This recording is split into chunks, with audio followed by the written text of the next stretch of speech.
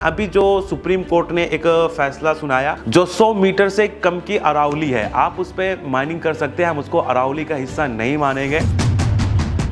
तो भाई लोग, अभी ना मैं एक वेब सीरीज देखी, द गौरव तिवारी मिस्ट्री। अगर हम गौरव तिवारी की बात करें तो गौरव तिवारी साइंटिफिक तरीके से जो आत्मा होती है उसके बारे में बात करते हैं, उसको दिखाते हैं। तो जो उनकी मिस्ट्री होती है ना, काफ़ी ज़्यादा कमाल की होती है। और उसके बाद वो लोगों को एक डायलॉग बोलते हैं, जब तक जानोगे नहीं तब तक मानोगे कैसे। मैं इस चीज़ की बात क्यों कर रहा हूँ, क्योंकि आज पूरे हिंदुस्तान में अरावली की जो बात है ना, वो काफ़ी ज़्यादा हो रही है। और हाल ही में मैंने एक खान सर की एक वीडियो देखी थी, जिसमें उन्होंने बोला कि लगभग 90% के आसपास जो अरावली हिल है ना, वो 100 मीटर के नीचे की पहाड़ी है। तो अगर 90% अरावली खत्म हो जाएगी तो पता है हमारे आपके जीवन में क्या फर्क पड़ेगा। क्योंकि जब तक आप अरावली के बारे में जानोगे नहीं तब तक मानोगे कैसे। क्योंकि अरावली जो हिंदुस्तान के लिए जीवन दान का काम करती है, हिंदुस्तानियों के लिए जीवन दान का काम करती है, यानी हमारे आपके लिए ना जो अरावली है एक जीवन दान है। इसलिए अरावली के बारे में आपको सब कुछ समझना पड़ेगा, तभी आपको पता चलेगा इसका महत्व क्या है। अरावली को हमें और आपको, पूरे हिंदुस्तान को बचाने की जरूरत क्यों है। तो चलो समझते हैं आज अरावली के बारे में। नमस्कार, आदाब, सत श्री अकाल। उम्मीद है कि आप सभी बहुत ज़्यादा अच्छे से होंगे। तो दोस्तों, क्या आप जानते हैं कि अगर अरावली पहाड़ियाँ ना होती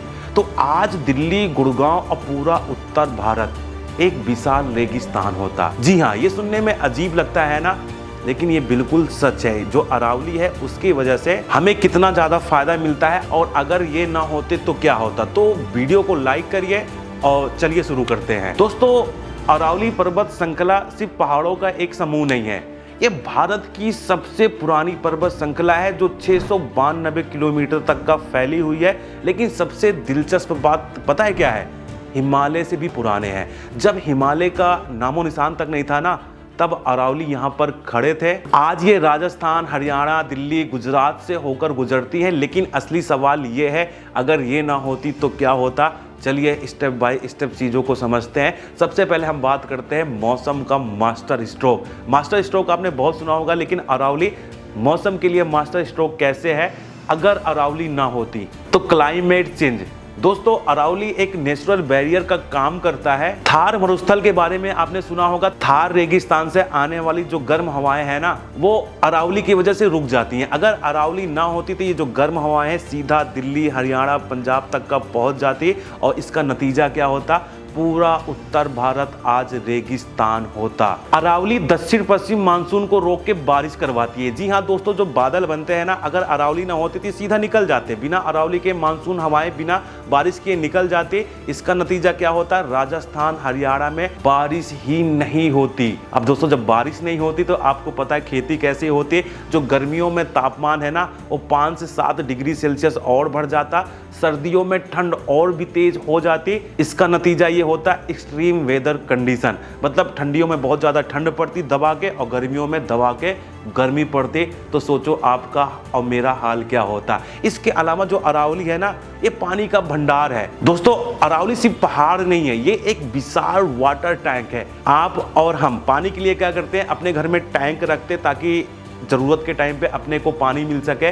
तो ऐसे ही जो अरावली पहाड़ है ना, ये एक बहुत ही बड़ा वाटर टैंक है। कैसे, इसमें बहुत सारी नदियाँ, झील, झरने बहते रहते हैं, जिसकी वजह से लोगों को पानी मिलता है। सबसे बड़ी नदी की बात करें तो बनास नदी अरावली से निकल के लगभग 480 किलोमीटर तक का बहती है। कितने, 480। बिना अरावली की ये नदी नहीं होती। दूसरी सबसे बड़ी नदी की बात करें तो साबरमती नदी, जो गुजरात की जीवन रेखा है। अहमदाबाद को पानी मिलता है इसी साबरमती नदी से।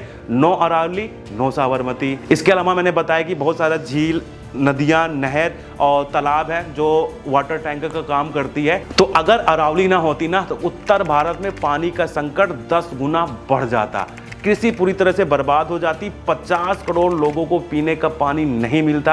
आज हमारे देश में सबसे सस्ती कोई चीज़ है तो पानी है, और सोचो यही अरावली 50 करोड़ लोगों को पीने की पानी की व्यवस्था करवाती है। तो दोस्तों, अब हम समझते हैं कि जो अरावली है वो हमारी एग्रीकल्चर को कैसे बचाती है। अगर हम अभी की स्थिति की बात करें तो राजस्थान में 180 लाख टन अनाज पैदा होता है।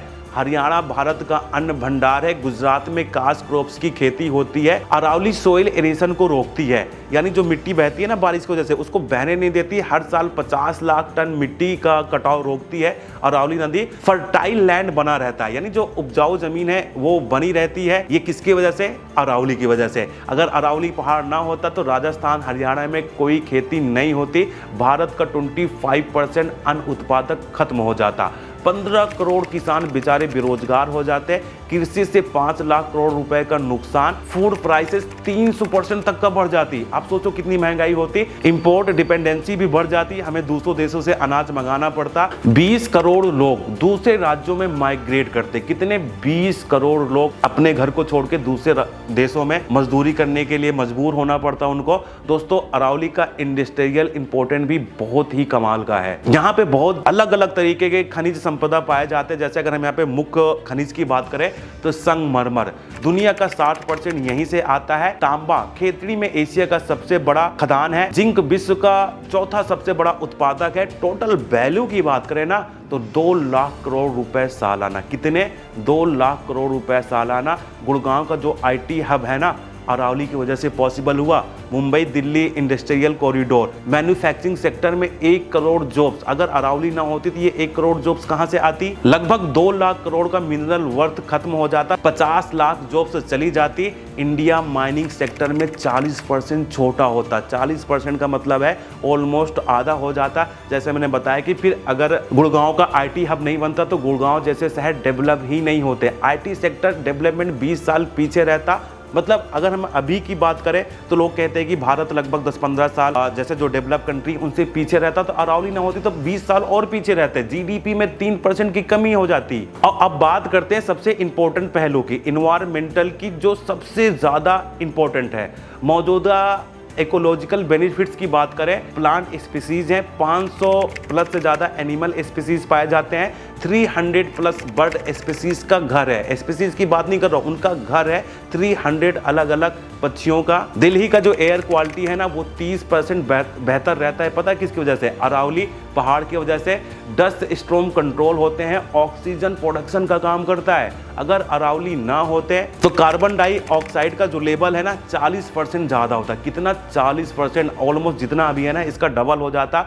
एवरेज टेम्परेचर 3 से 4 डिग्री सेल्सियस बढ़ जाता। दिल्ली का जो एक्वाई है ना हमेशा 500 प्लस रहता। अगर हम अभी की बात करें तो अभी 500 है तो 500 इसमें और ऐड कर लो तो लगभग 1000 के पास चला जाता। जब बारिश के टाइम पे 150-200 रहता ना तब भी 600-700 रहता। डस्ट स्टॉर्म साल भर चलते रहते हैं। जो सांस और फेफड़ों की बीमारियां है ना ये लगभग 300% तक का बढ़ जाती। पूरा इकोलॉजिकल बैलेंस बिगड़ जाता। और दोस्तों सबसे दुखद बात यह है कि आज अरावली खतरे में है। अगर हम यहाँ पे खतरे की वजह की बात करें तो अवैध खनन, हर साल 500 हेक्टेयर एरिया डिस्ट्रॉय हो रहा है। माइनिंग माफिया का कब्जा, गवर्नमेंट एक्शन की कमी। अभी तो गवर्नमेंट ने रूल ला दिया, तो जब रूल नहीं आया था तब ये खनन हो रहे थे, मतलब ये अवैध खनन तब हो रहे थे। अभी रूल आ गया तो अभी मतलब जब गवर्नमेंट ने बोल दिया है या सुप्रीम कोर्ट ने बोल दिया है, A to Z किसी ने भी बोल दिया है तो कि 100 मीटर की जो पहाड़ी है उसको हम पहाड़ी नहीं मानेंगे, आप वहाँ पे कंस्ट्रक्शन या खनन कर सकते हैं। जब ऐसा कुछ फरमान नहीं था तब अवैध खनन हो रहे थे। अभी ये सारा फरमान हो चुका है तो कितना ज्यादा खनन होगा आप अंदाजा लगा सकते हैं। दूसरा, शहरीकरण, गुड़गांव में 60% हिल्स खत्म हो गई है। रियल एस्टेट लॉबी का प्रेशर, इन्वायरमेंटल लॉ इग्नोर हो रहे हैं और इन सब का फर्क अभी से देखने को मिल रहा है। क्लाइमेट चेंज इफेक्ट की बात करें तो बारिश का जो पैटर्न है वो बदल चुका है। आप सबने नोटिस किया होगा, फॉरेस्ट फायर बढ़ रहे हैं, वाटर टेबल गिर रहा है। अगर हम इन सब चीज़ों के सोल्यूशन की बात करें तो इसका सोल्यूशन क्या हो सकता है और साथ में उम्मीद करें कि कैसे सारी चीज़ें ठीक हो सकती है, तो एक NGOs का जो एक्टिव रोल है ना वो अवैध खनन के खिलाफ हमेशा आवाज़ उठाते रहते हैं। हमें आपको जो पब्लिक अवेयरनेस है ना इसको फैलाना चाहिए कि अरावली से हमारे हिंदुस्तान को या हिंदुस्तान के लोगों को क्या फ़ायदा हो रहा है। इको टूरिज्म को प्रमोट करना चाहिए, रिन्यूएबल एनर्जी प्रोजेक्ट्स लाने चाहिए, ग्रीन बिल्डिंग की तरफ हमें बढ़ना चाहिए। हमारी आपकी जिम्मेदारी ये बहुत ज़्यादा बनती है कि इनलीगल माइनिंग को रिपोर्ट करें, इन्वायरमेंटल अवेयरनेस जरूर फैलाएं, सस्टेनेबल लाइफ अपनाएं। दिखावे वाली लाइफ नहीं, सस्टेनेबल लाइफ अपनाएं। तो दोस्तों आज आपने समझा कि अरावली सिर्फ पहाड़ नहीं है बल्कि हमारी सर्वाइवल का एक बेस है। एक बार फिर से जो जरूरी चीजें हैं जल्दी जल्दी मैं बता देता हूं। बिना अरावली के उत्तर भारत रेगिस्तान होता, 50 करोड़ लोगों की जिंदगी प्रभावित होती, इकोनॉमी का 5 लाख करोड़ रुपए का नुकसान होता, इन्वायरमेंट पूरी तरह से बर्बाद हो जाता। लेकिन आज ये सब खतरे में है, हमें इसे बचाना होगा क्योंकि जो हमारे लिए जीवन दान है तो हमारी आपकी जिम्मेदारी भी बनती है हम और आप उसके लिए बचाएं, जिससे जो हो सकता है वो करें। इस वीडियो को ज्यादा से ज्यादा शेयर करिए ताकि लोग अरावली के बारे में समझे कि इसका महत्व क्या है, इन्वायरमेंटल अवेयरनेस फैलाएं, सस्टेनेबल लाइफ स्टाइल को अपनाएं, इलीगल एक्टिविटीज को रिपोर्ट करिए। अगर आपको ये वीडियो इंफॉर्मेटिव लगी हो तो लाइक करो, सब्सक्राइब करो और कमेंट में बताइए कि आप इन्वायरमेंटल के लिए क्या करते हैं। नेक्स्ट वीडियो में हम बात करेंगे वेस्टर्न घाट के बारे में। Until then keep learning, keep growing. जय हिंद।